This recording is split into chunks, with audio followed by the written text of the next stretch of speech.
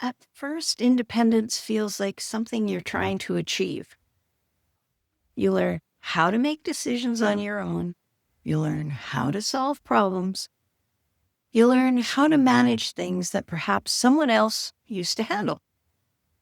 You learn how to trust your own judgment. And then one day, something changes.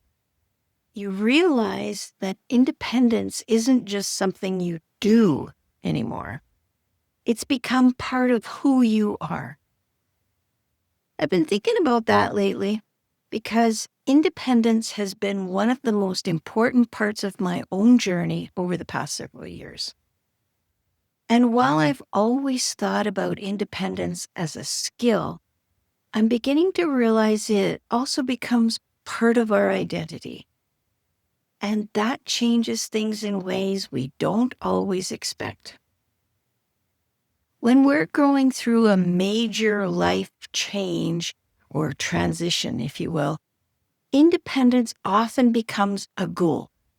For some of us, it wasn't a goal we chose. It was a goal that life handed to us.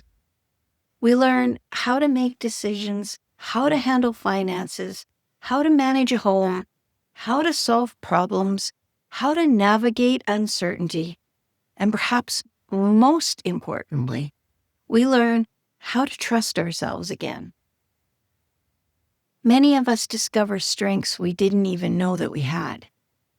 And looking back, I think that's one of the gifts that hidden inside difficult transitions. We find out we're more capable than we thought we were. What nobody talks about, though, is what happens later. Because after a while, independence stops feeling like something you're working towards, and it starts feeling normal.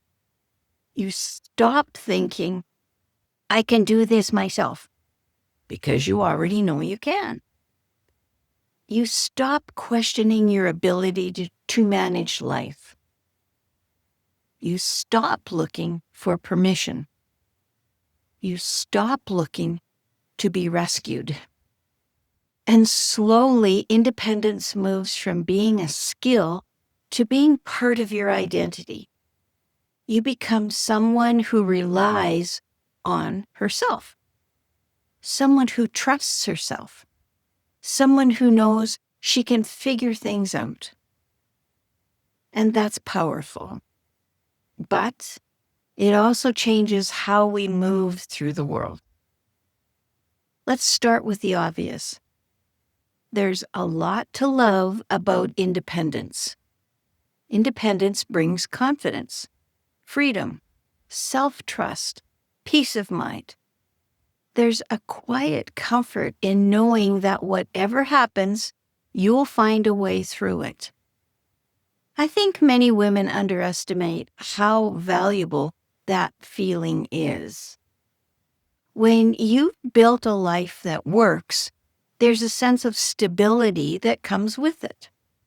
Not because life is perfect, but because you've learned that you're capable. And capability is incredibly reassuring. I wouldn't trade that lesson for anything. But every strength has a shadow side, and independence is no exception. Because once independence becomes part of your identity, certain things can become more complicated. Relationships can become more complicated. Asking for help can become more complicated. Making room for another person's preferences can become complicated. Not because we're stubborn or we're difficult, but because we've become accustomed to creating a life that fits us. We've learned our routines, our rhythms, our priorities, and we've become comfortable with them. That's not a flaw or an error. It's simply reality.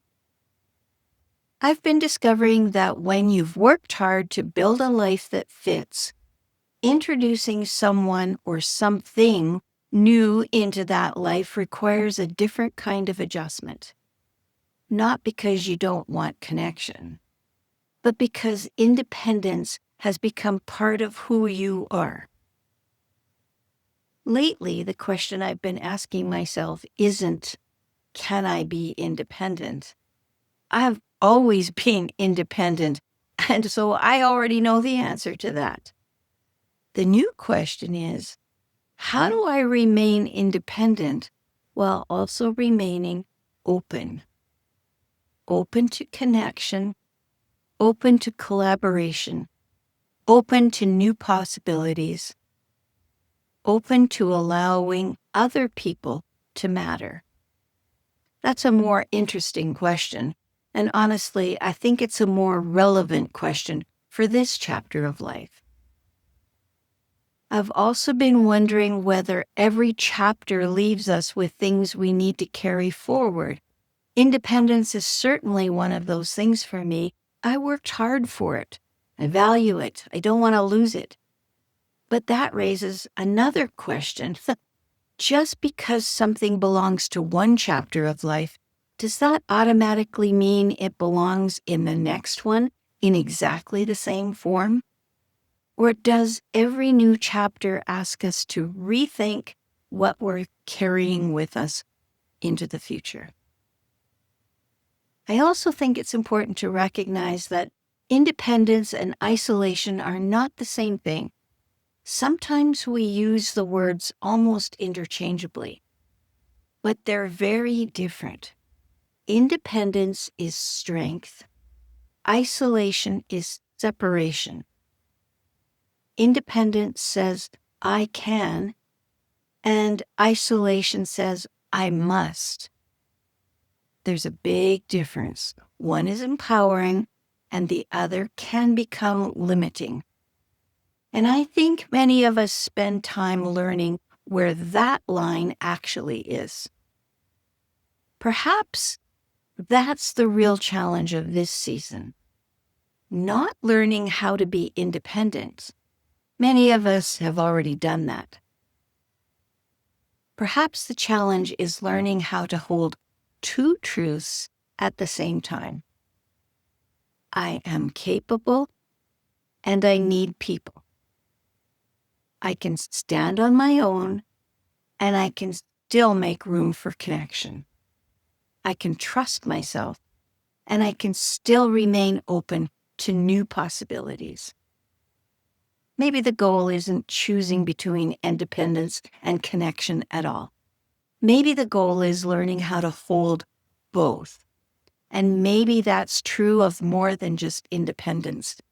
Maybe every chapter asks us to decide what stays, what changes, and what no longer belongs.